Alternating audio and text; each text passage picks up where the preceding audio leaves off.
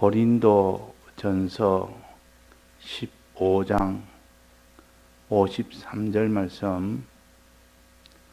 이 썩을 것이 불갑을 썩지 아니할 것을 입겠고 이 죽을 것이 죽지 아니함을 입으리로다.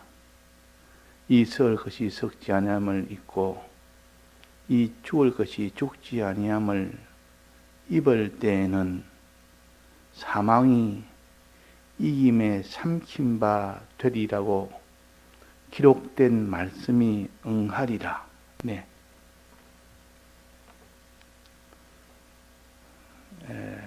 부활이 어떻게 되느냐 하는 것을 우리가 배웠고, 어떠한 몸으로 부활되느냐 하는 것도 배웠습니다. 그래서 어떠한 몸으로 부활되느냐 하는 이것을 깨달아 아는 사람은 이 부활에 대한 소망을 가질 수가 있고, 또 어떻게 해야 부활되느냐 하는 이것을 아는 사람은 부활을 하는 방법을 이제 알았으니 이제 부활할 수 있는 그 방법대로 열심히 하면 이제는 반드시 이 부활이 되어지는 겁니다. 항상 이 두 가지 질문을 스스로 자기가 던져서 자기가 확신하는 이런 사람이 되어야 됩니다. 어떠한 몸으로 오느냐 하는 답을 자기가 항상 스스로 답하면서 이런 사람으로 부활되구나 하고 이것을 소망하는 이 사람이 먼저 되어야 되고, 소망한 뒤에는 어떻게 해야 부활되느냐 하는 이것을 또한 알아서 그것을 힘써 수고하면 반드시 그 사람은 부활이 이루어지는 일이 오게 됩니다. 그러니까 부활이 어떤 것인 줄 알고 어떻게 해야 부활되는 줄 알았으니 그 두 가지만 있으면 다 되는 거 아닙니까? 하나는 소망하고 하나는 힘쓰면 이제 부활되도록 힘쓰면 이제 부활이 되는 겁니다. 그 부활되는 방편은 뭐라 했습니까? 어제 배우기로 심겨지면 부활된다. 심겨지면 부활된다. 이랬습니다. 씨가 땅에 심겨지면 부활된다. 씨를 가지고 비유로 우리가 부활되는 방편을 알려주었으니까 이 비유는 쉽습니다. 이 비유는 눈에 보이는 겁니다. 눈에 보이는 이 비유를 잘 생각해서 하면 하나님이 그 마음속에 깨달음을 주셔서 이렇게 해서 부활이 되구나. 눈에 보이는 이런 씨앗을 통해서 신령한 이 부활되는 이 눈에 보이지 않는 이 세계를 이렇게 보이는 것처럼 알려주는 겁니다. 이 씨가 이렇게 죽어서 열매를 맺는 것처럼, 심겨져서 열매를 맺는 것처럼 이렇게 해서 부활도 이런 식으로 부활이 되구나 하는 것을 다 이렇게 쉽게 추론할 수 있고 이렇게 우리가 논리할 수가 있는 겁니다. 자, 그러면 씨가 심겨지면 부활된다, 다시 열매가 맺힌다 하는 그 심겨진다는 것은 어떻게 하는 것인가? 자, 그럼 우리가 심겨져야 되는데 심겨지는 것은 어떻게 하는 것인가? 자, 심겨지는 것은 어떻게 하는 것이 됐습니까? 땅에 떨어져 심겨지면 하고, 어떤 때는 땅에 떨어져 죽지 않으면, 즉 죽으면 살아나고 죽지 않으면 살아나지 못한다. 땅에 심겨지는 것을 죽는다 그럽니다. 씨앗을 땅에 심는단 말은 씨앗이 죽는다는 뜻이요.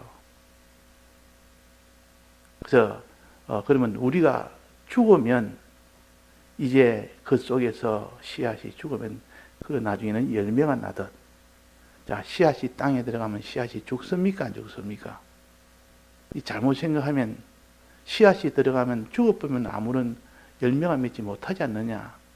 죽는다는 것이 이해가 안 될 수 있는데, 이때 죽는단 말은 씨앗에는 두 가지 부분이 있는데 배라는 이 부분이 있고 또 하나는 배젖이라는 부분이 있습니다. 배젖이 죽는다는 뜻이요. 배젖이. 배젖이 죽으면 그 다음에 배가 거기서 자라난다는 것입니다. 죽는다면 녹으면 배젖이 고체인데, 딱딱한 고체인데 이것이 녹아버리면 비로소 그 배가 녹아진 그 배젖을 먹어서 그 속에서 이제는 살아납니다. 부활된다고 말이에요.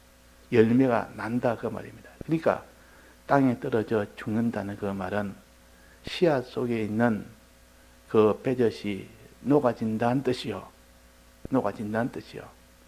그래서 땅에 떨어져 죽지 아니하면 자라지 못하겠고 죽으면 살아나겠다 그랬단 말이에요.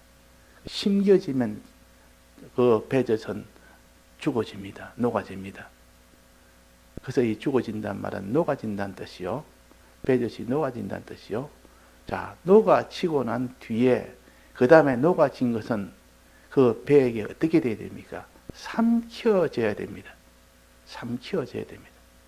삼켜지면 비로소 이제는 배가 이제는 젖을 먹으니까 이제는 자란다 그 말입니다. 그래서 열매가 맺히는 겁니다. 우리가 그냥 씨를 땅에 심으면 열매 맺히니까 그것은 씨 안에서 일어나는 모든 역사이기 때문에 잘 모르지 않습니까? 그런데 이 모든 학자들이 그것을 다 밝혀서 씨 안을 분석해보고 또 씨를 심을 때 그 안에서 어떻게 그것이 열매로 다 이렇게 되느냐는 것을 분석을 하다 보니까 그런 것은 충분히 눈에 보이는 거니까 조금만 눈을 기울이고 보면 알 수가 있도록 되어 있습니다. 알 수가 있도록. 그래서 농부들은 이것을 잘 압니다. 이전에 백목사님도 농사를 지어봐서 농사 지을 때 그냥 짓는 것이 아니라 지으면서 원리를 생각하면서 왜 씨를 심으면 이렇게 이것이 열매가 되느냐, 왜 새로운 것으로 다시 이렇게 생겨나느냐, 많은 이 열매가 생겨나느냐. 씨를 심었지만은 중간에 파봅니다. 씨를 심은 중간에 파보면 씨가 이제는 허물허물 녹습니다. 녹습니다. 그러니까 이 배젖이 녹는다 그 말이에요. 이걸 죽는다, 배젖이 녹는다, 이걸 죽는다 이렇게 표시합니다. 죽으면 녹아집니다. 녹아지면은 그러면 그 안에 있던 배가 그것을 이렇게 먹는 겁니다. 자, 녹아지면 어떻게 되는가? 걸쭉하게 녹아집니다. 또 그 안에 당분이 많아서 이 손을 찍어 먹어보면 달달하고 달콤합니다. 그러니까 이 어린 아이는 다 달콤한 걸 먹지 않습니까? 그 어머니의 젖도 달콤합니다. 그러니까 어린 아이지만은 어머니의 젖을 갖다가 이렇게 달콤한 젖을 먹으니까 어릴 때는 그것이 얼마나 먹힌다 그 말이야. 어른이 되면 그런 걸 못 먹지만은 맛이 없으면 못 먹지만은 어린 아이는 딱 맞는 음식입니다. 그러니까 어린 그 삭이 나올 때는 그 배라는 가장 어리고 어린 그 생명체는 이제는 그 녹아 있는 그 배젖을 걸쭉하고 달큰하고 눅진눅진하고 이렇게 되면 액체이기 때문에 그걸 쫄쫄쫄 이제 먹을 수가 있다면 녹지 않으면 어떻게 됩니까? 고체로 된 배젖은 못 먹습니다. 딱딱하기 때문에 그걸 먹을 수가 없습니다. 배가. 그래서 녹아지는 것이 먼저 있고 그 다음에는 삼켜지는 것이 그 다음에 두 번째 있고 그럴 때 그 결과는 배가 자랍니다. 자라서 열매가 됩니다. 씨와 완전히 다른 그런 모양의 열매가 나옵니다. 또 그것이 많이 나옵니다. 자, 씨 하나에 맺히는 나무에 맺히는 열매는 그 씨 하나에 열매 하나가 맺힙니까? 씨 하나에 많은 열매가 맺힙니까? 많은 열매가 맺히고 그 열매는 또 도무지 시에서는 볼 수 없는 그런 모양의 열매가 맺힌다는 거. 이것을 우리가 하나의 원리로 보고 이치로 본다면 우리의 이 부활의 이 도를 알 수가 있도록 하나님이 벌써 이 식물의 씨에다가 다 넣어놨습니다. 그 정보를 다 넣어놓고 조금만 눈을 기울여 보면 알 수 있도록 이 부활의 도를 알 수 있도록 어떤 몸으로 부활하는지 어떻게 해야 부활하는지 이 방법과 그 결과를 그 씨라는 그 조그만 그 안에서 농부라면 누구나 알 수 있도록 그러니까 우리가 농사는 다 일반인들이 짓는 게 농사입니까? 특수한 학자들만 아는 것이 아니라 일반 농사 짓는 사람은 그걸 다 압니다. 땅을 파보는 거예요. 왜 씨가 이게 열매가 안 맺히지 하고 땅을 이렇게 파보면 그 씨가 녹지 않은 씨가 있고 또 녹지 않아서 그러니까 비가 오거나 물이 없으면 녹지 않습니다. 또 따뜻하지 못하면 온도가 없으면 녹지 못합니다. 그래서 비가 와야 되고 그래서 이 온기가 있어야 되고 그래서 그걸 위해서 농부가 이게 지금 온도가 부족해서 녹지 못했구나. 그래서 온도를 맡아줍니다. 이 온실을 만들어서 따뜻하게 만들어주고 거기다가 때를 따라 물을 뿌려줍니다. 비가 오면 물을 뿌려줍니다. 그러면 물기가 있으니까 서서히 녹게 되고 그 씨가 따뜻하게 하니까 서서히 녹게 됩니다. 그래서 이제는 완전히 녹도록 만들어주고 이제 녹으면 저절로 먹게 되는 그 먹도록 잘 이렇게 또 이렇게 계속 해주면 그래서 비로소 그 씨 안에 있는 그 배가 자라난다. 신운이 자라난다. 이 방법과 그 결과는 어떤 결과냐? 하나를 심었더니 수없이 많은 것이 난다. 양적으로 많은 것이 나고 질적으로는 이 씨라는 모양과 그 맺히는 열매의 모양은 천지 차이입니다. 굉장히 큰 차이다. 이것을 이런 굉장히 큰 차이로구나. 그 씨와 수박이라는 그 열매의 모양은 완전히 다른 모양입니다. 씨는 조그만 까만 씨 하나인데 그 결과가 된 열매 맺힌 그 열매는 수박이라는 열매는 굉장히 큰 수박이 맺히고 크기도 크고 색깔도 다르고 무늬도 다르고 맛도 다르고 완전히 다르거든요. 훨씬 좋은 것으로 씨는 먹을 수 있습니까? 없습니까? 수박씨 먹을 수 있습니까? 없습니까? 못 먹지 않습니까? 그러나 그 씨가 열매가 되면 그렇게 많은 큰 이런 수박이 되니까 얼마나 좋은 것인지 모릅니다. 그래서 부활의 이전에 부활되기 전의 상태와 부활한 후의 상태는 완전히 다른데 훨씬 더 좋은 것으로 변화된다. 이거 우리가 자연의 이 계시를 통해서 얼마든지 알 수가 있단 말이에요. 그래서 씨앗을 가지고 성경을 설명했고 또 이전에 우리가 이번 주일에도 애벌레를 통해서 배추 흰나비의 애벌레를 통해서 또 그걸 통해서 이거는 식물이 아니고 동물을 통하여 곤충을 통하여 이 도를 또 본다면 또 더 명백하게 보지 못하는 면을 또 볼 수 있도록 해 줍니다. 항상 이렇게 이 자연 계시와 이 자연 계시를 다시 설명해 주는 요 특별 계시인 승구약 성경을 가지고 이것을 늘 살펴보면 이 도가 머리 좋은 사람만 아는 것이 아니라 가장 기초적인 머리만 있어도 농사 짓는 사람이 머리 좋아서 농사 짓는 사람 아닙니다. 그건 다 경험으로 그거 다 이전에는 농사 짓는 사람이 다 학력이 낮아서 이렇게 초등학교도 못 나온 사람이 많았습니다. 그러나 그들은 수많은 경험으로 그걸 환히 압니다. 환히. 어떤 데는 씨앗이 자라서 많은 열매 맺을 때는 이 풍년이 돼서 그렇게 좋아하고 어떤 데는 똑같이 심은데도 어떤 데는 흉년이 돼도 있고 그 원인을 살펴보면 물을 안 줘서 그렇다. 따뜻하게 해주지 못하고 온실에 이런 효과가 있어야 되는데 그런 효과가 없어서 그렇다는 것을 원인적으로 다 이미 안다 그 말이에요. 아니까 그것을 이제는 온실도 만들어주고 물도 뿌려주고 이렇게 하는 거 아닙니까? 그거의 원리를 모르면 그걸 못하는 거 아닙니까? 이게 물이 부족해서 물이 없으면 녹지 않구나. 이 배젖이 녹지 않구나. 이 따뜻한 온도가 없으면 녹지 않구나. 이걸 깨달아서 단지 녹아지도록 이 따뜻하게 해줘야 되고 물을 축축하게 물을 계속 줘야 된다. 그 농부들은 비가 오면 그렇게 좋아합니다. 또 결실 때는 햇빛이 있어야 결실이 또 됩니다. 어떤 데는 결실 때는 햇빛이 있어야 되고 또 평소 때는 물이 있어야 됩니다. 그 삭이 나기 전에는 물이 흠뻑 내려야 삭이 납니다. 그 이스라엘 농사에서는 씨 뿌릴 때 그때 물이 흠뻑 내려줘야 됩니다. 그래서 그걸 이른비라 그럽니다. 이른비가 내리지 않으면 씨를 심어도 그것이 삭이 안 납니다. 왜 안 나는 거 아니? 물기가 없으니까. 물기가 땅에 들어가지 않으면 그것이 녹지를 못합니다. 배젖이 녹지를 못하기 때문에.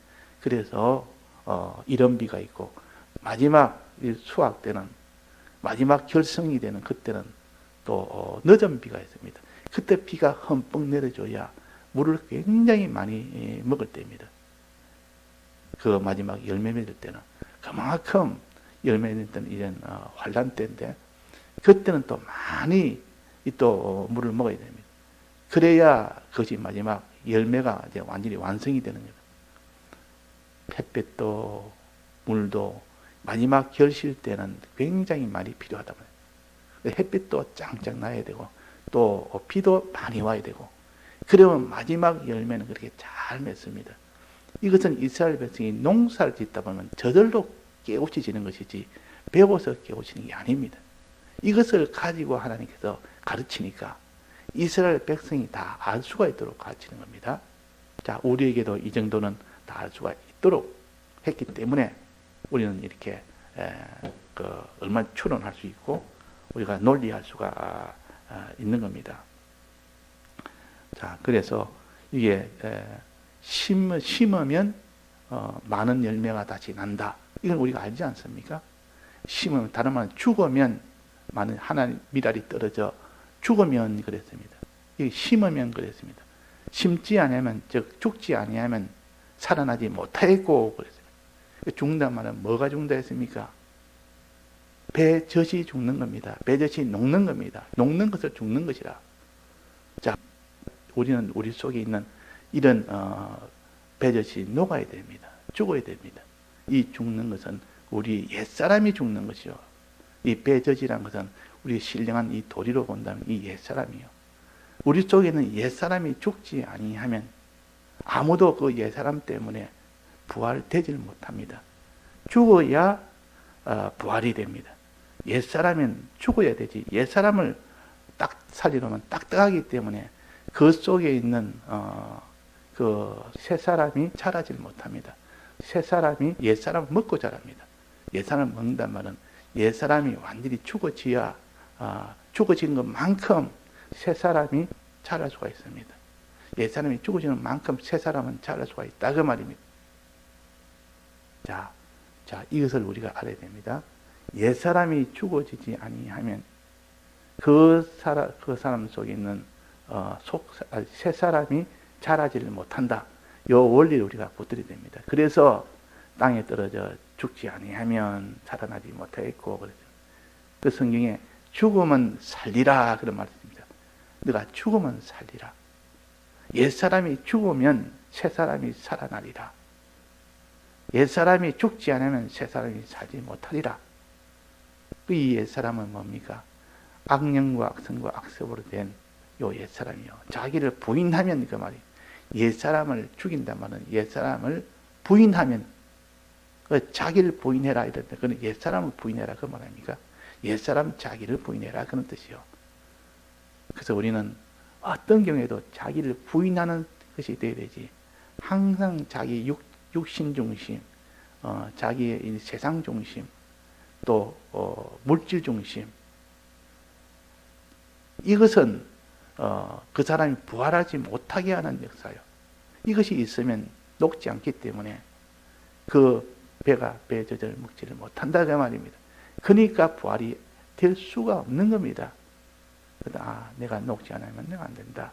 내가 옛 사람이 죽지 않으면 안 된다. 옛 사람을 부인해야 된다. 항상 자기가 옛 사람을 부인하는 사람은 자기가 녹는 사람이요. 또 녹고 난 뒤에 어떻게 되는 거예요? 삼켜져야 됩니다. 녹은 것이 삼켜져야 된다 그 말이에요. 이때 삼켜진단 말은 우리의 그 사람이 속 사람에게 삼켜지는 겁니다. 녹은 그것들이 녹은 그 배젖이 그 배에게 삼켜져야 됩니다. 이것이 삼켜지지 못하면, 녹아도 삼켜지지 않으면 또 그 2단계가 삼켜지는 것이요. 1단계는 녹아지는 것이요. 2단계는 삼켜지는 것입니다. 삼켜지는 것이 되지 않으면 그 사람이 다시 살아나지 못합니다. 그 사람이 열매를 맺지 못한다 그 말입니다. 자, 그래서 이 배가 자라려면 먼저 배젖이 녹아야 되고 그 다음에 녹아진 그 배젖을 먹어야 된다. 이 말은 옛사람을 첫째는 부인해야 되고 그 다음에는 두 번째는 그 사람을 다 드려야 된다. 그 사람이라는 것은 자기의 몸이나 소유나 목숨이나 이런 것들이 다 그 사람입니다. 우리가 가지고 있는 몸, 우리가 가지고 있는 마음, 우리가 가지고 있는 소유, 우리가 가지고 있는 목숨, 이것을 주를 위하여 다 드릴 때, 드리는 그것이 곧 삼키는 겁니다. 삼키는, 먹는 것이라. 자, 드리는 것이 먹는 것이라. 드린 것만큼 그 사람의 배가 배져서 먹는 겁니다. 자, 먹으니까 잘한다. 그러니까 자기를 부인하는 거 하나고, 자기를 드리는 거 하나고, 다른 말로 하면 자기를 부인하고 자기 십자가를 지는 거. 이걸 가르쳐서 녹아지는 것이요, 삼켜지는 것입니다. 자, 그럼 삼켜지면은, 그 삼켜진단 말은 다른 말로 표현한다면, 입는다. 그 배라는 그 생명이 배려지라는 그 사람을 먹어버립니다. 먹는데 그것을 삼킨다 그러고, 그것을 입는다. 입어라. 너는 새 사람을 입어라 그랬습니다. 입어라. 우리는 입으면 된다. 이거는 옷을 가지고 비유하는 겁니다. 옷이라는 것은 그것을 입으면 자기 것이 되는 겁니다. 그래서 주님의 사와르디아 속을 입어라 그랬단 말이에요. 입어야 됩니다. 입는 방편이 뭐냐? 입는 것을 가지고 또 가르칩니다. 입는 것은 자기 옷이 아닌데 자기가 더 입으니까 자기 것이 됩니다. 자기 것이 됩니다. 입을 때. 그러나 벗으면 자기 것이 안 됩니다. 그래서 옷이라는 것은 입어야 됩니다. 그런데 입을 때에 그냥 입는 것이 있고 덧 입는 것이 있습니다. 덧 입는 거. 덧 입는 것이라는 말은 옷을 가지고 안에 옷을 입고 그 위에 덮어 입는 겁니다. 원래 옷이라는 것은 벗고 입어야 되는 거 아닙니까? 잠자리에 들 때는 겉옷을 벗고 잠옷을 이제 새로 입고 그래 자는 거 아닙니까? 그것이 정상적으로 입는 일인데, 그러니까 여기서는 덧입어라. 입은 채로 그 위에다가 입어라 그 말입니다. 그러니까 원래 있던 옷을 벗지 말고 그것을 입은 채로 입어라 말은 원래 있던 옷을 이용해라. 그것을 갖다 버리지 말아라. 이 말은 내 겉사람을 버리지 말아라. 이 말은 그 사람이 되는 몸이나 소유나 이 목숨이나 이런 것은 다 죽을 목숨이고 썩어질 목숨이지만, 그러나 그것을 버리지는 말아라.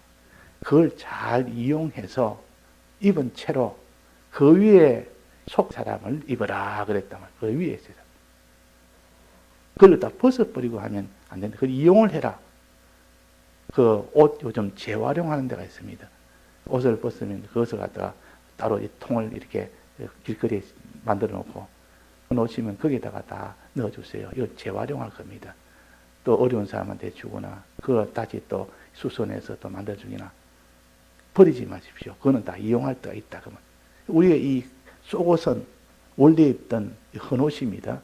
헌옷은 다 버리지 말고 이용해라. 이 말은 우리의 겉사람인 몸이나 소유나 목숨이나 이런 겉사람인데, 이것은 다 썩어지고 없어질 몸 아닙니까? 소유 아닙니까? 그렇지만 그것을 잘 이용을 하면, 버리지 말고 이용을 하면, 덧입으면 그 말이에요. 덧입는다는 말은 원래 입던 옷을 이용을 한다 그 말이에요. 버리지 아니하고. 그 말은 주를 위하는 그 일에 내가 사용을 하면 내 몸이나 소유나 목숨은 이래도 없어지고 저래도 없어집니다. 그는 다 없어질 것이고 썩어질 것이지만 가치가 그것밖에 안 되지만, 그러나 그것은 새 옷을 입는데 아주 그것은 유용하니까 버리지 말고 그는 새 사람 되는데 거기다가 다 투자해라. 다 드려라. 그 말입니다. 그래서 소유와 몸과 목숨을 드려 주를 사랑하고 드려서 사람을 사랑해라. 이 복음 운동하는데 이 충성해라 그 말이에요. 이 충성이 없으면 안 됩니다. 이 구원의 마지막 도리는 자기를 부인하는 거 하나고 충성하는 거 하나고 이 두 가지를 말씀하십니다. 자기를 부인하는 것은 거룩한 생활이에요. 늘 자기의 옛사람을 부인하는 생활이고, 그러니까 자기를 부인하는 생활과 또 충성하는 생활. 이제 거룩과 충성을 말합니다. 이 거룩한 생활이 안 되면 아무리 충성을 한다 해도 자기를 더럽히면 안 됩니다. 옛사람을 죽여가면서 이 겉사람을 드려야 되지. 그 사람을 드린다면서 옛사람 생활을 하면서 그 사람 드리면 하나님이 더러워서 그 받지를 못합니다. 더러워서. 아무리 충성해도. 그러니까 우리는 먼저 깨끗함이 중요합니다. 녹아지는 게 중요합니다. 자기를 부인하는 것이 중요합니다. 요거 하나 하고 그 다음에는 우리는 가정에서 다 드리는 거. 이제는 삼키어지는 거. 덧입는 거. 이 일을 하는 것이 두 번째로 중요하다 그 말이에요. 우리가 자꾸 이렇게 깨달아보고 저렇게 깨달아보고 깨달으면 거기서 힘이 나오고 또 거기서도 힘이 나오고 자꾸 이렇게 깨닫는 그 각도에서 더 힘이 나오기 때문에 이 힘들이 모여서 세 사람의 힘이 되는 겁니다.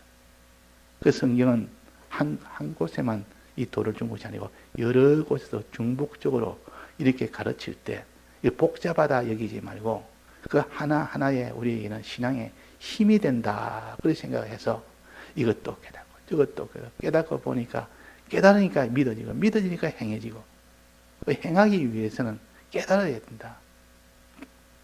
자, 그래서 심는단 말은 죽는다는 뜻이요. 죽는다는 말은 녹아진다는 뜻이요. 또 녹아지고 삼켜진다는 뜻이요. 이 삼켜진다는 말은 덧입는다는 뜻이요. 이렇게 덧입어서 다 들여서 그 말이에요. 그러니까 마지막 우리가 알기 쉽게 하려면 자기를 부인하고 자기가 녹아지고 자기 십자가를 지고 자기를 다 드려라. 그겁니다. 그거 아니면 마지막 결실은 안 된다. 다시 마지막 살아나는 일은 안 된다는 겁니다. 예, 다 같이 통성으로 기도하시다가 자유하시겠습니다.